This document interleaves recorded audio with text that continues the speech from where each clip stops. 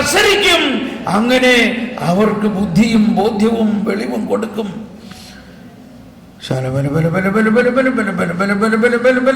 കർത്താവേ, ഈ നാട്ടിലെ എല്ലാവരെയും സമർപ്പിക്കുന്നു. നമ്മുടെ സമൂഹത്തെ മാത്രമല്ല, എല്ലാ മനുഷ്യരിലേക്കും ഈ ജ്ഞാനം ഒഴുകണമേ. Praise the Lord. അതാണ് യെശയ്യായിൽ പറയുന്നത്. കർത്താവിന്റെ ആത്മാവ് അവന്റെ മേലുണ്ടാകും. ജ്ഞാനത്തിന്റെ ആത്മാവ്, അറിവിന്റെ ആത്മാവ്, ദൈവഭയത്തിന്റെ ആത്മാവ്, ആത്മധൈര്യത്തിന്റെ ആത്മാവ്. എന്നിട്ട് അതിന്റെ അവസാനം പറയുകയാണ്, യെശയ്യായിൽ വരാനിരിക്കുന്ന ക്രിസ്തുവിൽ ഉണ്ടാകാൻ പോകുന്നത് എന്താണ്? ജ്ഞാനത്തിന്റെ ആത്മാവ്, അറിവിന്റെ ആത്മാവ്. ആ വചനത്തിന്റെ അടിസ്ഥാനത്തിലാണ് പരിശുദ്ധാത്മാവിന്റെ ദാനങ്ങൾ എന്ന് പറയുന്നത്. ഇത് ആ പാരഗ്രാഫിന്റെ അവസാനം നമുക്കിരിക്കാം. യെശയ്യാ 11:9 പറയുകയാണ്. യെശയ്യാ 11:9 എന്താ പറയുന്നത്? സമുദ്രം ജലം കൊണ്ടെന്ന പോലെ. എല്ലാവരും പറഞ്ഞ് യെശയ്യാ 11:9 രണ്ടാം ഭാഗം പറയുകയാണ്, സമുദ്രം ജലം കൊണ്ടെന്ന പോലെ. എല്ലാവരും ഉച്ചത്തിൽ, സമുദ്രം ജലം കൊണ്ടെന്ന പോലെ ഭൂമി മുഴുവനും കർത്താവിനെ കുറിച്ചുള്ള ജ്ഞാനം കൊണ്ട് നിറയും. ഹല്ലേലൂയ. ഒരു കരമുയർത്തി ഉച്ചസ്വരത്തിൽ പ്രഘോഷിച്ച്, സമുദ്രം ജലം കൊണ്ടെന്ന പോലെ ഭൂമി മുഴുവനും കർത്താവിനെ കുറിച്ചുള്ള ജ്ഞാനം കൊണ്ട് നിറയും. Praise the Lord. ഈ പ്രവചനം പൂർത്തിയാകുമോ? ഇതൊരു പ്രവചനമല്ലേ? ഇതൊരു പ്രവചനമല്ലേ? അല്ലേ? ഇത് പൂർത്തിയാകുമോ? ഹല്ലേലൂയ. ഇതുപോലെ ഒരു പ്രവചനമാണ് 11 മുമ്പ് 7-ാം അധ്യായത്തിൽ 14-ാമത്തെ വചനത്തിൽ എന്താ പറയുന്നത്? യെശയ്യാ 7-ാം അധ്യായം 14-ാമത്തെ വചനത്തിലെ പ്രവചനം എന്താ? കന്യക ഗർഭം ധരിച്ച് ഒരു പുത്രനെ പ്രസവിക്കും, അവൻ എമ്മാനുവേൽ എന്ന് വിളിക്കപ്പെടും. ആ പ്രവചനം പൂർത്തിയായോ? പൂർത്തിയായോ? Praise the Lord. എങ്കിൽ ഈ 11:9 പ്രവചനം പൂർത്തിയാകുമോ? അതായത് ഈ പ്രപഞ്ചത്തിലുള്ള എല്ലാ ജാതി മതസ്ഥരും, ഹിന്ദുക്കളും മുസ്ലിംകളും സിഖ് പഞ്ചാബി പാഴ്സി എല്ലാവരും യേശുവാണ് കർത്താവെന്നും യേശുവിന്റെ ജ്ഞാനം കൊണ്ട് അവരെല്ലാവരും നിറയുമോ? നിറയുമോ? നിറയുമോ? നിറയുമോ? വിശ്വസിക്കുക. ഇതൊക്കെയാണ് നമ്മൾക്ക് വേണ്ട മധ്യസ്ഥ പ്രാർത്ഥന. അല്ലാണ്ട് നമുക്ക് കാറ് മേടിക്കാനും വീട് മേടിക്കാനും വിസ കിട്ടാനും ഒന്നും അല്ല പ്രാർത്ഥിക്കേണ്ടത്. എന്താ പ്രാർത്ഥിക്കേണ്ടത്? ഈ ഭൂമി മുഴുവനും ദൈവത്തെ കുറിച്ചുള്ള ജ്ഞാനം കൊണ്ട് നിറയാൻ പ്രാർത്ഥിക്കണം. നിസാരമായ ഒരു കാര്യമൊന്നുമല്ല പ്രാർത്ഥിക്കേണ്ടത്. ഇതിനെക്കുറിച്ചാണ് ഈശോ പറയുന്നത്. രാജ്യത്തിന്റെ ഈ സുവിശേഷം ലോകം മുഴുവൻ പ്രഘോഷിക്കപ്പെടും, അതിനുശേഷം അന്ത്യം ആഗതമാകും. അതായത് ഈ സ്വർഗരാജ്യത്തിന്റെ സുവിശേഷം എല്ലാ മനുഷ്യരും അറിയും. അതിന്റെ പശ്ചാത്തലത്തിലാണ് നമ്മൾ പാടുന്നത്, എല്ലാ മുട്ടും മടങ്ങും എല്ലാ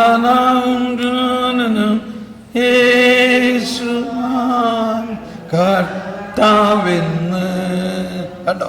ഇതെന്നാ പാടേണ്ടത്? ഇത് പാടും. അതൊരു പ്രവചനമാണ്. അതിപ്പോ നമ്മൾ വിശ്വസിക്കണം. വിശ്വാസത്തിലൂടെ നമ്മൾ അത് കാണണം. വിശ്വാസത്തിലൂടെ നമ്മൾ കാണണം. BJP, RSS ഇവരെല്ലാം യേശുവാണ് കർത്താവെന്ന് ഏറ്റുപറയുന്ന ഒരു ദിവസം വരുമോ? വരുമോ? ഒന്ന് ഉച്ചത്തിൽ പറഞ്ഞ വരുമോ? ഇതാണ് വിശ്വാസം. വിശ്വാസം എന്നത് കാണപ്പെടാത്തവ ഉണ്ട് എന്ന് ബോധ്യമാണ്. ഹല്ലേലൂയ. ഇതെല്ലാം പറഞ്ഞു വന്നത് ആ ഒറ്റ വാക്കിൽ നിന്നാണ്. ഏകയെങ്കിലും അവൾക്ക് സകലതും സാധ്യമാണ്. ഒന്നുകൂടി സ്തുതിച്ച് പ്രാർത്ഥിക്കുക. എൻ്റെ ഈശോയെ നന്ദി, ഈശോയെ നന്ദി, നന്ദി, നന്ദി, നന്ദി, നന്ദി, നന്ദി. ഏകയെങ്കിലും അവൾക്ക് സകലതും സാധ്യമാണ്. ഏകയെങ്കിലും അവൾക്ക് സകലതും സാധ്യമാണ്. ഇനി അടുത്തത് കേട്ടോ. വീണ്ടും ആ കർത്താവുമായിട്ടുള്ള ഫ്രണ്ട്ഷിപ്പിന്റെ കാര്യമാണ്. ഇതേ ചാപ്റ്ററിൽ തന്നെയാണ് വീണ്ടും പറയണതെന്ന് മനസ്സിലാക്കണം. മാറ്റത്തിന് അധീനയാകാതെ അവൾ സർവവും നവീകരിക്കുന്നു. ഓരോ തലമുറയിലുമുള്ള വിശുദ്ധ ചേതനകളിൽ പ്രവേശിക്കുന്നു. അവരെ ദൈവമിത്രങ്ങൾ, കണ്ടോ, മിത്രങ്ങളും പ്രവാചകരുമാക്കുന്നു. ദൈവം എന്തിനേക്കാളും ഉപരി ജ്ഞാനികളെ സ്നേഹിക്കുന്നു. അപ്പോൾ ഈ ജ്ഞാനത്തിൻ്റെ പ്രവർത്തനത്തെക്കുറിച്ചാണ് പറയുന്നത്. മാറ്റത്തിന് അധീനയാകാതെ അവൾ എല്ലാത്തിനെയും മാറ്റും. അവൾ സർവവും നവീകരണം. ഇപ്പൊ ഈ പറഞ്ഞ ഉദാഹരണങ്ങളിൽ എങ്ങനെ നവീകരണം നടന്നു എന്ന് മനസ്സിലാവുന്നില്ലേ? വലിയ കാര്യങ്ങളാണ്. പെട്ടെന്ന് ഒരു ഉദാഹരണം കൂടി. ഒരു ജർമ്മൻകാരി അമ്മാമ്മൻ്റെ അടുത്ത് വന്ന് പറയണം, അമ്മച്ചി, എൻ്റെ മകളെക്കുറിച്ച് ഒരു വിവരമില്ല. 29 വയസ്സായവൾക്ക്, പക്ഷെ 4 വർഷമായിട്ട് അവൾ വീട്ടിൽ വന്നിട്ടില്ല. അവൾ എവിടെയാണെന്ന് എനിക്കറിയൂടാ. ചിലർ പറയുന്നത് ആ ഫ്രണ്ടിൻ്റെ കൂടെയാണ്. കുറച്ച് ദിവസം കഴിഞ്ഞപ്പോൾ പറഞ്ഞ് അയാളല്ല, വേറെ ഫ്രണ്ടിൻ്റെ കൂടെയാണ്. ഇങ്ങനെ അവളിങ്ങനെ മാറി ഓരോ ഫ്രണ്ടുമായിട്ട് ഇങ്ങനെ ജീവിക്കുന്നു. തോമസ് പോളെ, ഞാൻ എന്ത് ചെയ്യണം? അവളെങ്ങനെ എനിക്ക് തിരിച്ചു കിട്ടും? അപ്പം ഞാനൊന്ന് ചിരിച്ചപ്പോൾ പറഞ്ഞു, നീ ഞാൻ പറഞ്ഞത് കാര്യമായിട്ട് കണക്കാക്കുന്നില്ലേ? അതാണ്. ഇല്ലില്ല, ഞാൻ അതിൻ്റെ ഉത്തരം കണ്ടുകിട്ടിയതിൽ ചിരിച്ചാന്ന് പറഞ്ഞു. ഉത്തരം കണ്ടുകിട്ടിയോ? എന്താ ഉത്തരം ഞാൻ ഈ പറഞ്ഞ 2 വചനവും കാണിച്ചു കൊടുത്തു. ഏഷ്യ 59 ഉത്തരം. നിന്റെ മേലുള്ള എൻ്റെ ആത്മാവും നിന്റെ മേലുള്ള എൻ്റെ വചനവും നിന്നിൽ നിന്നോ നിന്റെ മകളിൽ നിന്നോ ഒരിക്കലും തിരിച്ചു പോകയില്ല. അതുകൊണ്ട് നീ എന്ത് ചെയ്യണം? നീ ഈ വചനത്തിൽ വിശ്വസിക്കണം. ഈ ആത്മാവെന്ന് പറഞ്ഞ എന്താണ്? ജ്ഞാനത്തിൻ്റെയും വിവേകത്തിൻ്റെയും ബുദ്ധിയുടെയും ആത്മാവാണ്. അവൾ ഇങ്ങനെയൊക്കെ നടക്കുന്നതിൻ്റെ കാരണം എന്താണ്? അവളുടെ അജ്ഞത കൊണ്ടാണ്. അപ്പൊ ഞാൻ എന്ത് ചെയ്യണമെന്നാ പറയണേ? നീ വിശ്വസിക്കണം ദൈവത്തിൻ്റെ ജ്ഞാനത്തിന്. അവൾ ഏകയെങ്കിലും എല്ലാം സാധ്യമാണെന്നും ആ ജ്ഞാനം നിന്റെ ഉള്ളിലേക്ക് ഒഴുകുമ്പോൾ നീ വിശ്വസിക്കണം. നിന്റെ ഉള്ളിൽ ഈ ജ്ഞാനവും വചനവും വരുമ്പോൾ അത് നിന്റെ രക്തബന്ധത്തിലൂടെ നിന്റെ സന്തതി പരമ്പരകളിലേക്ക് പ്രസരിക്കും എന്ന് നീ വിശ്വസിക്കണം. ഞാൻ വിശ്വസിക്കുന്നു. എന്നാൽ എല്ലാ ദിവസവും വെളുപ്പിന് എനിക്ക് കുറച്ച് സമയം ഇതിനു വേണ്ടി പ്രാർത്ഥിക്കണം. പ്രാർത്ഥിക്കുമ്പോൾ നീ വിശ്വസിക്കണം, ദൈവമേ, ഈ ജ്ഞാനം എന്നിൽ നിറയുന്നത് എനിക്ക് വേണ്ടി മാത്രമല്ല, എൻ്റെ മക്കളിലേക്ക് ഇത് പകരും എന്ന് വിശ്വസിക്കണം. ഇപ്പം ഇവിടെയുള്ള അമ്മച്ചിമാരൊക്കെ ഇവിടെ വന്നിരിക്കുകയാണ് റിട്ടയറൊക്കെ ആയിട്ട്. ഇനി സുഖമായിട്ട് ഇത് തന്നെ പരിപാടി. ഈ മക്കളോടൊക്കെ പറഞ്ഞിട്ട് വല്ല കാര്യം നടക്കണ്ട, ഒന്നും നടക്കണില്ല. അവർ ലോകത്തിൻ്റെ ഭാഷയില്ല. അവരോട് പറയണം, നിങ്ങളെയൊക്കെ ഞാൻ ശരിയാക്കൂടാ. എങ്ങനെ ശരിയാക്കും? ഞാനിവിടെ ഇരുന്ന് കുസ്തി പിടിക്കും. ആരോട്? ജ്ഞാനവുമായിട്ട്. ഈ ജ്ഞാനം നിങ്ങളുടെ അകത്തേക്ക് ചെല്ലുമ്പോൾ എന്നിട്ട് എന്ത് പറയണു? ഈ ജർമ്മൻ അമ്മാമ്മ അല്ല ഈ ചേടുത്തി കുറച്ച് ദിവസം കഴിഞ്ഞപ്പോൾ, 6 മാസത്തോളം കഴിഞ്ഞപ്പോൾ, അതിൻ്റെ അടുത്ത പട്ടണത്തിൽ ഒരു ധ്യാനം ഉണ്ടായിരുന്നപ്പോൾ ഇവളവിടെ വന്നിരിക്കുകയാണ്. ഞാൻ കാറിൽ നിന്ന് ഇറങ്ങിയ ഉടനെ തന്നെ ഇവൾ ഓടി വന്നിട്ട് പറയണം, തോമസ് പോളെ, ഇറ്റ് ഈസ് ഫങ്ഷനിങ്. ഞാൻ ചോദിച്ചത് എന്തെന്നത്? നീ അന്ന് പറഞ്ഞില്ലേ ഞാനിങ്ങനെ എന്നെ ചെയ്തു കഴിഞ്ഞാൽ എൻ്റെ മോള് തിരിച്ചു വരുമെന്ന്. ഇത് കണ്ടോ, അവിടെ നോക്കിയേ, അതെൻ്റെ മകളാ. അവൾ തിരിച്ചു വന്നു എന്ന് മാത്രമല്ല, അവൾക്കിപ്പോൾ ഞാൻ ചെയ്യണതൊക്കെ അവൾക്കും ചെയ്യണമെന്ന് ആഗ്രഹം. അവൾ തോമസ് പോളിന്റെ ധ്യാനം കൂടാൻ വന്നേക്കണം. എനിക്ക് വിശ്വസിക്കാൻ പറ്റണില്ല, എനിക്ക് തോന്നണില്ല അവൾ ഇവിടെ മൂടണം. പക്ഷെ അവള് പറയാണ് എനിക്കിത് കൂടണം. അതുകൊണ്ട് ഞാൻ നേരത്തെ ഈ സദ്വാർത്ത അറിയിക്കാൻ വന്നതാണ്. അതോടൊപ്പം എനിക്ക് നിന്നോട് ഒരു യാചനയുണ്ട്. ഞാൻ നിന്നോട് പ്രത്യേകം കരുണയ്ക്ക് വേണ്ടി യാചിക്കാൻ. എന്തെന്നാ? അവൾക്ക് ബൈബിൾ എന്താണെന്നോ മത്തായിയോ ലൂക്കോ ഒന്നും അവൾക്ക് അറിയില്ല. അതുകൊണ്ട് അവളോട് ബൈബിള് തുറക്കാനൊക്കെ പറയുമ്പോൾ നീ അല്പം എന്ന് വെച്ചാൽ നമ്മൾ അവരോട് വഴക്ക് പറയുന്നുള്ളതാണ് ഉദ്ദേശിച്ചത്. ഞാൻ പറഞ്ഞു ഒരു കുഴപ്പമില്ല, ധൈര്യമായിട്ട് നിന്നോട്ടെ. അവള് ആ ഹാളിൽ ഉണ്ടായാൽ മതി, അവളെ പരിശുദ്ധാത്മാവിൻ്റെ കാറ്റ് കയറി അങ്ങ് പിടിക്കും അവളെ. അവളെ ഞാൻ എന്നിട്ടൊന്ന് കുമ്പസാരത്തിന് വേണ്ടി ഒരുക്കി കുമ്പസാരിപ്പിച്ചു. എൻ്റെ കർത്താവേ, അവൾ പറയാണ്, I feel like A butterfly. ഞാനൊരു ബട്ടർഫ്ലൈയുടെ മാതിരി എനിക്കങ്ങ് പറക്കണമെന്ന് തോന്നുകയാണ്. എൻ്റെ സകല പാപങ്ങളും കർത്താവ് മാറ്റി. ഇത്രയോ കരുണയാണ് ദൈവമെന്ന് എനിക്കിപ്പോഴും മനസ്സിലായത്.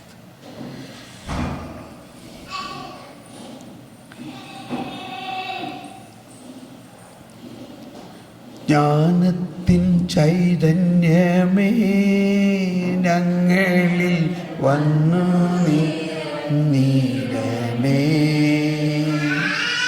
ദിവ്യമാം ദാനങ്ങളാൽ ഞങ്ങളെ നവ്യരായി മാറ്റണമേ. വീണ്ടും ജ്ഞാനത്തിൻ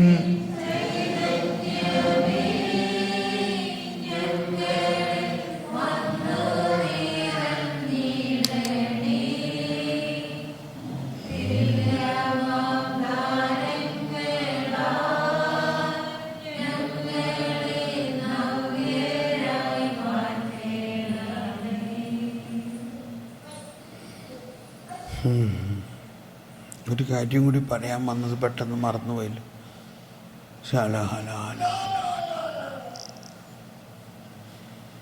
അപ്പോൾ ഈ ആധുനിക ലോകത്തിൽ ഫെയ്ത്ത് ഇൻ മോഡേൺ വേൾഡ് എന്ന് പറയുന്നത് ഒരു വലിയ സബ്ജക്റ്റാണ്. വത്തിക്കാൻ സഭ മുതലുള്ളതാണ് ഫെയ്ത്ത് ഇൻ മോഡേൺ വേൾഡ്.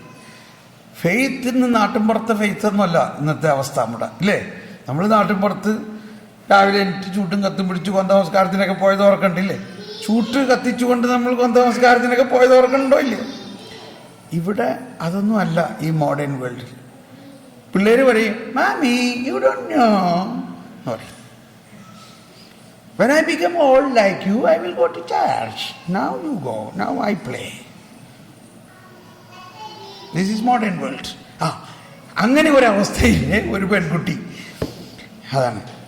അപ്പം ഞാൻ അവളോട്, അപ്പോൾ അവൾ പള്ളിയിലൊന്നും വരില്ല. അവൾ പറയണത് മമ്മി വയസ്സായപ്പോൾ പള്ളിയിലൊക്കെ പോയി എന്ന മാതിരി ഞാനും വയസ്സാകുമ്പോൾ പള്ളി പോയിക്കോളാം. അതുവരെ ഞാൻ ഇഷ്ടമുള്ള മാതിരി അടിച്ചു പൊളിച്ച് ജീവിക്കും. When I become old, I will go to church. I will do everything. ഇപ്പം മമ്മി അങ്ങനെയൊക്കെ തന്നെയായിരുന്നു. ഇപ്പം എന്ത് ചെയ്യാൻ പറ്റും? പക്ഷെ ഇപ്പം മമ്മിക്ക് എന്നാലും വേറെ എന്തോ അവൾക്ക് വേണ്ടി ചെയ്യണമെന്നൊരാഗ്രഹം. അപ്പം ഞാൻ ഇതേ മെത്തേഡ് മമ്മിയോട് പറഞ്ഞു. ഒരു മാസം കഴിഞ്ഞപ്പോൾ ഈ കൊച്ചു പെണ്ണ് മമ്മിയോട് പറയാൻ, what are you doing inside me? നീ എൻ്റെ അകത്ത് എന്തോ ചെയ്യണമാതിരി എനിക്ക് തോന്നണോ? Why are you entering inside me? ഇപ്പൊ അമ്മയ്ക്ക് ആകെ, അമ്മ എന്നോട് വിളിച്ച് ചോദിച്ചത് അവൾ ഇങ്ങനെയൊക്കെ പറയണം. കറക്റ്റാണ്. നിന്റെ ആത്മാവ്, കർത്താവിൻ്റെ ആത്മാവ് അവളുടെ ഉള്ളിൽ ത്വരങ്കം വെച്ച് കയറിയാണ്. This is another possibility of prayer. ഇപ്പൊ ചിലർ പറയും, നീ എന്ത് ചെയ്യും? ഞാൻ ചെയ്യണം നിനക്ക് അറിയോ? ഞാൻ എൻ്റെ ആത്മാവിലൂടെ നിന്റെ ആത്മാവിൻ്റെ അകത്ത് കയറും. അത് പറ്റുമോ? അത് പറ്റും. കാരണം എന്താ? എന്നിൽ വസിക്കുന്ന പരിശുദ്ധാത്മാവ് തന്നെ നിന്നിലും വസിക്കുന്നു. അപ്പൊ ഇങ്ങനെ മോഡേൺ വേൾഡിന് മോഡേൺ പ്രെയർ വേണം. അങ്ങനെ ഒരാഴ്ച കഴിഞ്ഞപ്പോൾ അവള് മമ്മി ചെയ്യണതൊക്കെ താനെ ചെയ്യാൻ തുടങ്ങാൻ. അവളും രാവിലെ പള്ളിയിൽ വരണം. ആകെ ഭയങ്കര ഒരു ഫിനോമിനായിട്ട് മാറി. അപ്പോൾ അതാണ് മോഡേൺ വേൾഡിലെ മോഡേൺ പ്രെയർ ഉണ്ട്. അല്ലെങ്കിൽ പ്രാർത്ഥനയുടെ ഉന്നതമായ മേഖലകൾ നമ്മൾ കണ്ടുപിടിക്കണം. ജ്ഞാനം അവൾക്കെല്ലാം സാധ്യമാണ്. ഇപ്പം നമ്മളിപ്പോഴും പഴയ ചില പ്രാർത്ഥന വെച്ചുകൊണ്ടിരുന്ന ഇന്നത്തെ കാലത്ത് കാര്യം നടക്കില്ല. ഈവൻ കൊച്ചു ത്രേസ്യ പുണ്യവതി പ്രാർത്ഥിച്ചെന്ന് പറഞ്ഞാലും, അമ്മ ത്രേസ്യ പ്രാർത്ഥിച്ചെന്ന് പറഞ്ഞാലും, പിന്നെ ആരാ ഫസ്റ്റീന അമ്മ പ്രാർത്ഥിച്ചെന്ന് പറഞ്ഞാലും കാലത്തിൻ്റെ വ്യത്യാസം എന്താ? അവരുടെ കൊവേന്തയിൽ ഒരു ന്യൂസ് പേപ്പർ പോലും ഉണ്ടായിരുന്നില്ല, ഇല്ലേ? ഉണ്ടായിരുന്നോ? ഒരു മാഗസീൻ ഉണ്ടായിരുന്നോ? ടി വി ഉണ്ടായിരുന്നോ? ഇന്റർനെറ്റ് ഉണ്ടായിരുന്നോ? വാട്സപ്പും ഫേസ്ബുക്കും ഉണ്ടായിരുന്നോ? അപ്പൊ അന്ന് അവര് പ്രാർത്ഥിച്ച ആ പ്രാർത്ഥന മതിയോ? ഇന്ന് നമ്മൾക്ക് മതിയോ? പോരാ. പിന്നെ എന്ത് വേണം? അതിനേക്കാൾ ശക്തമായ ഒരു പുതിയ പ്രാർത്ഥന വേണം. അതിനേക്കാൾ ശക്തമായ അത് തന്നെ പ്രാർത്ഥിച്ചാൽ പോരാ. അവര് പ്രാർത്ഥിച്ച പ്രാർത്ഥന രീതികൾ പോരാ. അവരുടെ കൊവേന്തയിലെ ആ അന്തരീക്ഷമല്ല ഇന്ന് നമ്മുടെ ജീവിതത്തിന്റെ അന്തരീക്ഷം. നമ്മുടെ ഈ ജീവിതത്തിന്റെ അന്തരീക്ഷത്തിൽ നമ്മൾ പിള്ളേരോട് നീ അത് കാണണ്ടടാ, ഇത് കാണണ്ടടാ എന്ന് പറഞ്ഞിട്ട് കാര്യമില്ല. അവരുടെ ചുറ്റും എല്ലാം ഇങ്ങനെ കാഴ്ചകളാണ്. കാഴ്ചകൾ മാത്രമേ അവർക്കുള്ളൂ. ടി വി കാണണു, ഇന്റർനെറ്റ് കാണണു, വാട്സപ്പ് കാണണു, ഗൂഗിൾ കാണണു, ഫേസ്ബുക്ക് കാണണു. ഇതെല്ലാം കാഴ്ചകളാണ്. നമ്മൾ വീട്ടിൽ ടി വി വെക്കണില്ല എന്ന് പറഞ്ഞാലും അവരവരുടെ കൂട്ടുകാരുടെ ജീവിതമായിട്ടാണ്. അപ്പൊ നമുക്ക് കണ്ടുപിടിക്കണം ഈ അവസ്ഥയിൽ അവനെ എങ്ങനെ നവീകരിക്കാൻ പറ്റും. ഈ അവസ്ഥയിൽ അവനിൽ പരിശുദ്ധാത്മാവിന്റെ പ്രവർത്തനം എങ്ങനെ നടത്താൻ പറ്റും. ഈ അവസ്ഥയിൽ അവനെ എങ്ങനെ തിരിച്ചു കൊണ്ടുവരാൻ പറ്റും. ഈ അവസ്ഥയിൽ നമ്മളുടെ അവസ്ഥ ഇത് തന്നെയാണ്. നമ്മൾ വീട്ടിലായാലും എവിടെയായാലും പണ്ടൊക്കെ നമ്മൾ നാട്ടിൻപുറത്തൊക്കെ രാത്രി ഒരു 7 മണിയാകുമ്പോൾ കുരിശരിക്കൽ ഈ പള്ളിയിൽ മണിയടിക്കുന്നത്, പള്ളി മണിയടിക്കണ്ട, വാടാ മക്കളെ കുരിശരിക്കടാ, എല്ലാവരും കുരിശരിക്കാനിരുന്നു. കുരിശവരെ കഴിഞ്ഞിട്ടേ പിന്നെ ഭക്ഷണത്തിന്റെ കാര്യം ചിന്തിക്കണേ ഉള്ളൂ, ഇല്ലേ? കുരിശുവരയ്ക്ക് മുമ്പ് നമ്മൾ ഭക്ഷണത്തിന്റെ കാര്യം ആരും ചിന്തിക്കാറില്ല. എന്ന് പറഞ്ഞാൽ അത് എല്ലാവർക്കും അറിയാവുന്ന ഒരു ഫാക്റ്റാണ്. കുരിശുവര കഴിയാണ്ട് ഭക്ഷണത്തിന്റെ കാര്യമില്ല. ചിലപ്പോൾ അമ്മച്ചി ഭക്ഷണമൊക്കെ ഉണ്ടാക്കി വെച്ചിട്ടുണ്ടാവും. കുരിശുവര കഴിഞ്ഞ് ഒരു 3/4 മണിക്കൂറെങ്കിലും ഉള്ള പ്രാർത്ഥന കഴിഞ്ഞ് കഴിയുമ്പോഴാണ് നമ്മൾ ഭക്ഷണം ഇതിലേക്ക് പോകുന്നത്. എന്നാൽ ഇന്ന് ഭക്ഷണവും കഴിഞ്ഞ് അവസാനത്തെ ടി വിയും സീരിയലും കണ്ടു കഴിഞ്ഞിട്ട് ഇങ്ങനെ തൂങ്ങിയിരുന്ന് എടാ മക്കളെ കടാ കുരിശുവരക്കടാ, അയ്യോ എനിക്ക് ഉറക്കം വന്നു, എന്തെങ്കിലും അവിടെ നീ കുരിശുവരയ്ക്കാണ്ട് പറ്റൂല കേട്ടോ, ഇന്ന് കുരിശുവരച്ചിട്ടില്ല, നീ ഇരിക്കണം. അവനിരുന്നു, അവനവിടെ ഉറങ്ങി. അപ്പനിരുന്ന് അപ്പനും ഉറങ്ങി. അമ്മ അവിടെ ഇരുന്ന് അമ്മയും ഉറങ്ങി. പിന്നെ അമ്മാമ്മ വേണമെങ്കിൽ മുന്തി തള്ളി. ഇങ്ങനെ കുടുംബ പ്രാർത്ഥനയുടെ അവസ്ഥയാണ് ഇന്നത്തെ. പറയും ശരിയാണോ ഇല്ലയോ? അപ്പോൾ നമ്മൾ എന്തിനാ പ്രിയോറിറ്റി കൊടുത്ത്? ഇതെല്ലാം കഴിഞ്ഞിട്ട് അവസാനം ഒരു കുരിശ് വരാം. എല്ലാവരും സുഖമായിട്ട് ഉറങ്ങി കൂട്ടുവായും ഇട്ട്. എന്നിട്ടും കർത്താവ് നമ്മളോട് കരുണ കാണിക്കണ്ടല്ലോ. അപ്പോൾ ഇതാണ് നമ്മളിലേക്ക് അടിസ്ഥാനപരമായ ഒരു ചലനം ഉണ്ടാകണം, ഒരു മാറ്റം ഉണ്ടാകണം. ഫസ്റ്റ് ഓഫ് ഓൾ ഈ പ്രിയോറിറ്റി തന്നെ മാറണം. ഈ ജ്ഞാനത്തിനും പ്രാർത്ഥനയ്ക്കും ഒരു പ്രിയോറിറ്റി ഉണ്ടെങ്കിൽ ബുദ്ധിപൂർവം നമ്മൾ ഇത്ര സമയമൊന്നും പ്രാർത്ഥിച്ചില്ലെങ്കിൽ കുറച്ച് സമയമെങ്കിലും ബുദ്ധിയും ബോധ്യത്തിലും ഉറക്കമില്ലാതെയും കുറച്ച് സമയം നമുക്ക് പ്രാർത്ഥിക്കാം. എന്നിട്ട് നമുക്ക് ബാക്കി കാര്യങ്ങളൊക്കെ ചെയ്യാം. മക്കളെ വായോ. അപ്പോൾ ഞാൻ പറയുന്നത് മനസ്സിലാക്കണം. പണ്ടത്തെ അന്ന് ടി വി ഉണ്ടായില്ല, അന്ന് ഇതുപോലെയുള്ള കാഴ്ചകളൊന്നും ഉണ്ടായിരുന്നില്ല. അന്ന് നമ്മൾ അത്രയും പ്രാർത്ഥിച്ചിരുന്നു. ഇന്ന് ഇതെല്ലാം നിറഞ്ഞു കിടക്കുന്ന ഈ അന്തരീക്ഷത്തിൽ അന്നത്തേക്കാൾ കൂടുതൽ പ്രാർത്ഥിക്കണോ വേണ്ടയോ എന്നാണ്. അതാണ് faith in the modern world. Faith in the modern world. ഈ മോഡേൺ വേൾഡിൽ വിശ്വാസം എങ്ങനെ പ്രസരിപ്പിക്കണം? നമ്മളവിടെ നാട്ടിൻപുറത്തെ ചില ശൈലികൾ ഇവിടെ ഉപയോഗിച്ചാൽ പോരാ. ഈ രാജ്യത്ത് ഈ മോഡേൺ വേൾഡിലുള്ള മോഡേൺ തരംഗങ്ങളും മോഡേൺ അന്ധകാരത്തിൻ്റെയും മധ്യത്തിൽ എങ്ങനെ നമ്മൾ പ്രകാശിക്കണം എന്നത് എങ്ങനെ മനസ്സിലാകും? അവൾ ഏകയെങ്കിലും സകലതും അവൾക്ക് സാധ്യമാണ്. Praise the Lord. നമുക്കിപ്പം നിർത്താം. നമ്മളിപ്പം നിർത്തിയിട്ട്